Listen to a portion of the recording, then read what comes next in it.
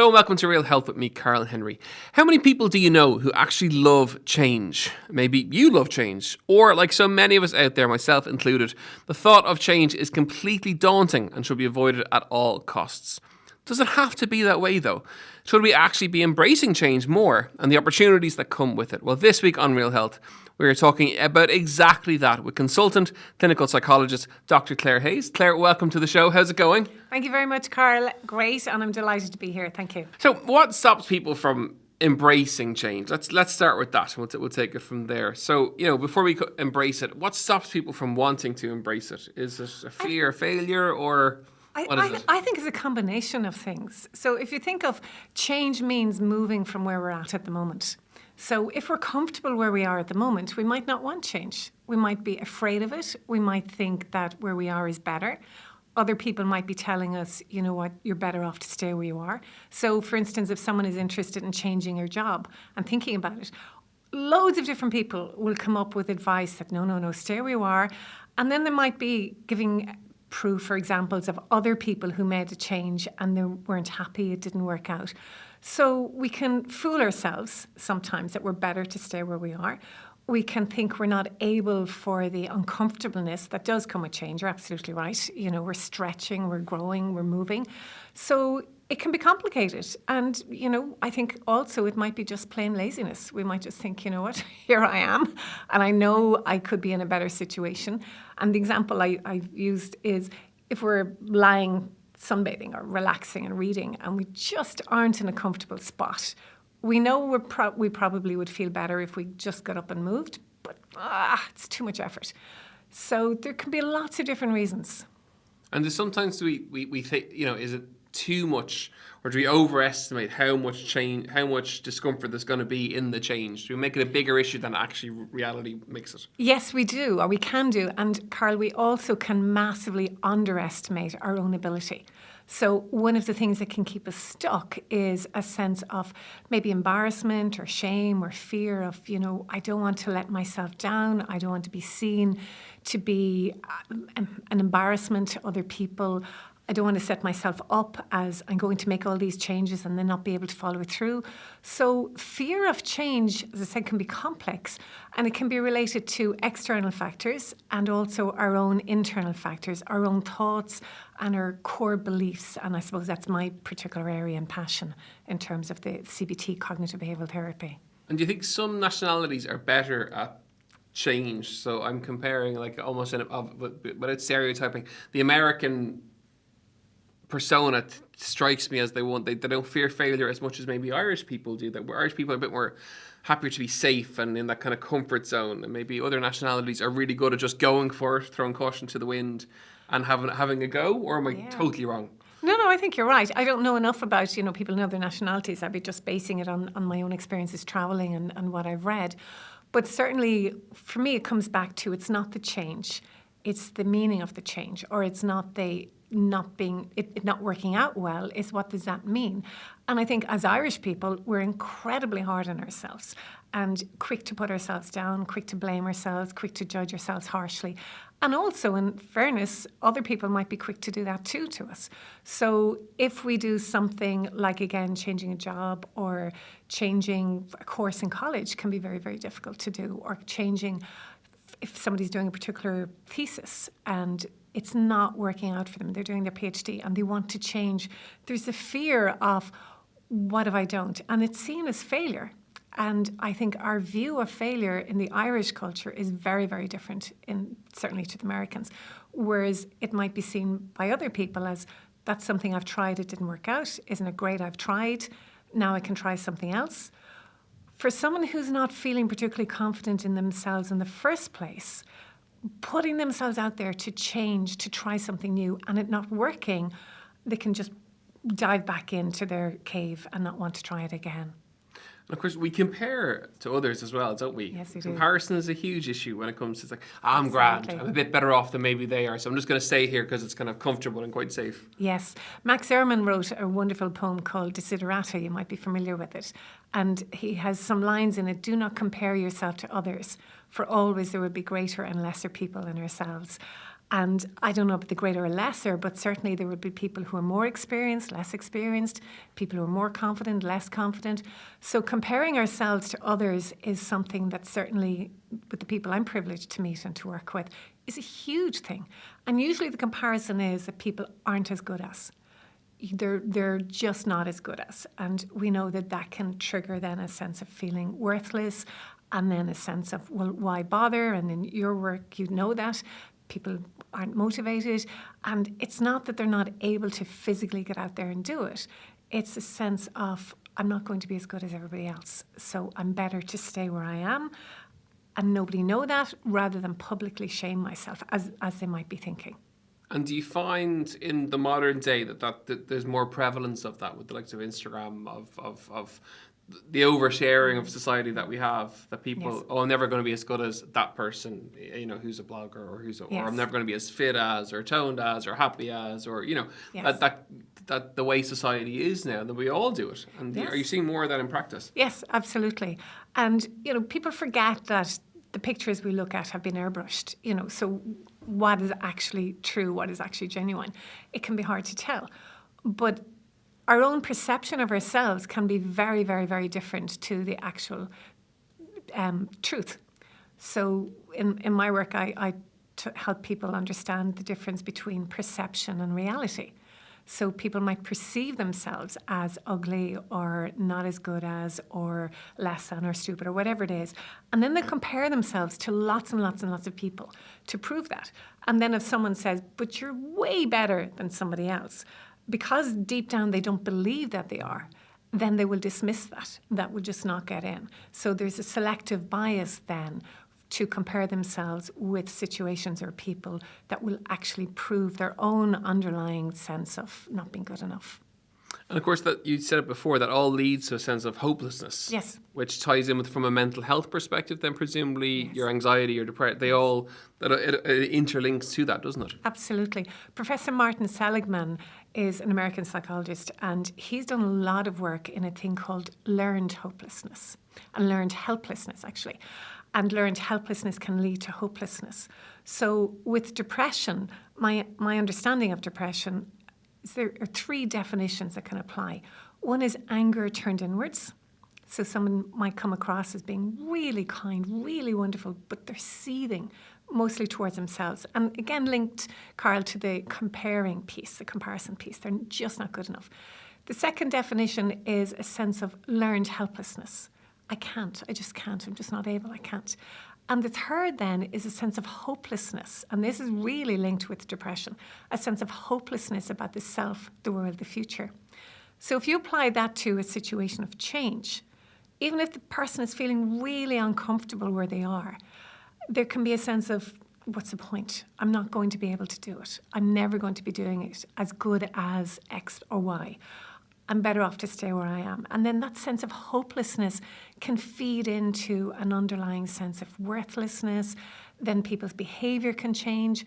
So I'm into really cognitive behavioral therapy. So my understanding of it is there are three aspects. So what people are thinking, how people are feeling, and what people are doing. And it's very easy for us to focus on feelings. Feeling fed up. I'll do it when I feel better. I'll change when I feel more confident. I see feelings as something that makes sense, but we can't believe them. Mm-hmm. We can't trust them. Just like, am I talking too much, or is this okay? Is this all right? That idea of the think, feel, and do. Yes. Yeah, it's brilliant. Yeah, it's very, very simple, and I think that's why I just love it. My background is in teaching, and I just really love the opportunity to teach these basic principles. So don't trust your feelings. So don't trust your feelings. Yeah. Yes. So, and this is different. I mean, people say trust your feelings. And the reason I don't is coming back to the feeling of anxiety. So we know that anxiety is a reaction to either danger and or what we think is danger, perceived danger. So if you went into your kitchen and the smoke alarm was going off, you might immediately think, oh, I must get that fixed. Mm-hmm. And then you're going to feel maybe irritated or relaxed. But if you think there's a fire, you're going to feel anxious or maybe panicky. If you were in a situation where you were in a fire a few years previously, you'd be gone. As soon as you'd hear that smoke alarm, you'd be gone. So our feelings of anxiety are a response, a warning response, based on what we think is danger and or what is danger. But just because we feel that physical feeling, the sick feeling in our tummy, clammy hands, sweatiness, that doesn't necessarily mean that there's danger. A lot of times it doesn't. So somebody approaching change, something new, they're quite likely going to feel all of that anxiety stuff. Somebody going back to college, or somebody going for the first time, or somebody taking on a marathon, or whatever their challenge is, they're going to feel anxious about it. And if we start to judge that anxiety as something wrong and think, oh, I'll wait till I feel better, it doesn't work. It'll never happen. It'll never happen. There's so many children since COVID who have got into staying at home. The whole school anxiety stuff has exploded because they feel anxious. And then if we as adults support them or enable them to wait until you feel better, it doesn't work. So I use an inverted triangle, and I use 3 steps to explain cognitive behavioral therapy. So the first is to catch, what are we thinking, how are we feeling, what are we doing? So with change, putting change in the middle, somebody's thinking, I can't, it's too much, I'm never going to be able. It's not going to be worth the effort. No matter how hard I try, I'm never going to get there. So they're feeling demoralized, hopeless, helpless, frustrated, probably angry with themselves because they're probably thinking, I should do this. Everybody's telling me I should. And then action, they're into blaming themselves, comparing themselves unfavorably, possibly doing what I call watching scary movies in their head of the future. So if I'm like this now, what am I going to be like in 3 months' time, 6 months' time? They might be replaying movies from the past. Why did I do that? I should have done that. They might be bottling up their feelings. They might be talking about their feelings incessantly to friends, to family. They might be judging themselves, probably are, very harshly, that there's something wrong with them. So catching what they're thinking, how they're feeling, what they're doing, doesn't necessarily make someone feel better. Oftentimes they might feel embarrassed or ashamed, and it can feel overwhelming. And if somebody thinks this isn't going to work anyway, then they might not feel any different. So I always put that in as a teaching point. So we have the first step, catch what you're thinking, how you're feeling, what you're doing. If that's all we did, that wouldn't work. The second step then are 4 questions. Question 1, do your feelings make sense? So if someone is feeling frightened or demoralized or hopeless or scared because they think they're not going to be able to do something, or they have a history of trying whatever the situation is and in quotes failing, does it make sense for them to feel worried, upset, scared? In my view, of course it does. It does for 2 reasons. It does because of the external story, their pattern, whatever's been going on, their feelings make sense based on what they're thinking and what they're doing. So acknowledging our feelings as making sense is really important. The second question of 4, are their thoughts helpful or unhelpful? Not positive or negative. And I really go with Martin Seligman on this, that the positive thinking doesn't work if we don't believe it. Yeah, and everything we've chatted about so far in terms of change is coming back to belief, really, isn't it? It is. It is. If you believe it enough, Yes. you'll make that trigger in change. And even Yes. on a personal level, I had my first big anxiety attack when I was in Smurfit Business School, halfway through the course, during the exams, in a big exam hall. And that was my trigger point was, I can't, literally, it was my first big anxiety attack. I got up, which I would never have done. I walked out of the room, walked to the principal. I said, that's it, I'm done. And that was the trigger. Yes. And the change was, okay, if I leave here, what have I got to do? I've got to pay for the course. I've got to whatever. It was to build a business model around work and say, okay, how can I build a brand? How can I, build a brand and so on and so forth.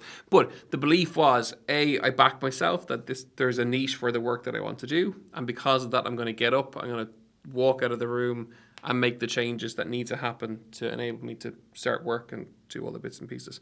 So that self-belief is crucial. Absolutely. So I mentioned 4 questions. So question 3 is, what do we believe? Okay. So the piece just about the thoughts. So thoughts are either helpful or unhelpful. So, and the difference, if you're in an aeroplane and the door falls off, a positive thought might be, great, we're getting some fresh air in. It's not helpful. So a lot of the thoughts that we might think or negative could actually be very helpful and the other way around. So the third question, exactly what you said, what do we believe? And a lot of times we believe things about ourselves or others that aren't true. And the two examples I use, people believe the world was flat and people believe the Titanic wouldn't sink. So my job is to help people explore what they actually believe. So what do they believe about change? What's so bad about not doing whatever the first time? Well, then they might look stupid. What's so bad about looking stupid? Then people might not like them. What's so bad about that? So if we keep going down what's so bad using what's called Socratic questioning, we get to their core belief.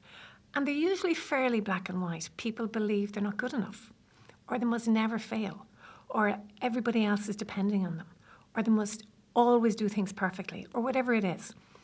So we can't change someone's core belief, but we can put a question mark in. Maybe that's not true. The same with ourselves. Maybe it's okay. Maybe if I give it a go, maybe I'll be helping other people by actually showing I can try something, and if it doesn't work, then I have a plan B or a plan C. And then the inverted triangle, question 4 is action. Are your actions helpful or unhelpful? And this is your work, as I know very much so. And some of the actions we do are very helpful, some of them aren't. So procrastinating, waiting until we feel better, not helpful. Putting ourselves down, comparing ourselves, not helpful. But a lot eating a chocolate bar, maybe, eating a chocolate or bar. if it's a health goal, or Then it comes to intensity, frequency, duration. So eating a chocolate bar, fine, if it's a once 80-20, off. yeah. But eating 20, eating them really quickly that we don't even notice, crucifying ourselves afterwards. So then the third step is what I call the ABC coping sentence. So A, acknowledge, I feel, so going back to change, I feel worried. I feel upset. I feel frustrated. B, because I think I should have done this long ago. Or B, because I think I'm not good enough. Or B, because I think everybody else is so much better. And then C is choose. And this is the power. So, but I choose to breathe slowly. A very clear breathing exercise. It's very simple to do. That we can help ourselves calm our adrenaline and distract from our thoughts. But I choose to give myself every chance. I love that one, because when I choose to give myself every chance and I remind myself of that, automatically I eat better, exercise better, sleep better. But I choose to give it a go.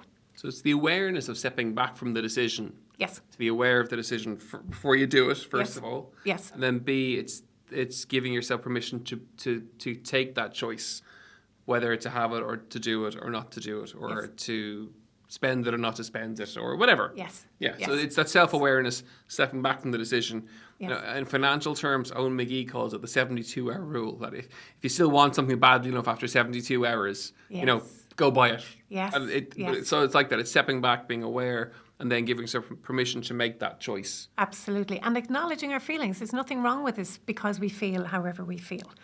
So with change is hard.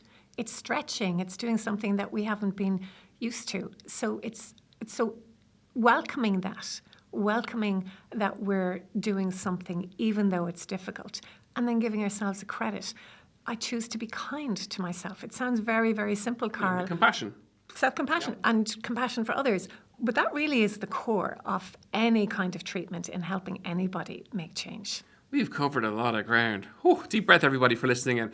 This has been great because it's a real deep dive into kind of change. And so I suppose to recap, the key thing is that change is scary for all of us. Yes. Pretty much. The self-belief is really important before you make that change. And we would say to clients who come looking to train with us, why do you want to come? Why do you want to do it?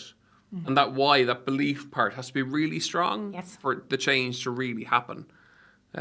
So the self-belief thing is really important.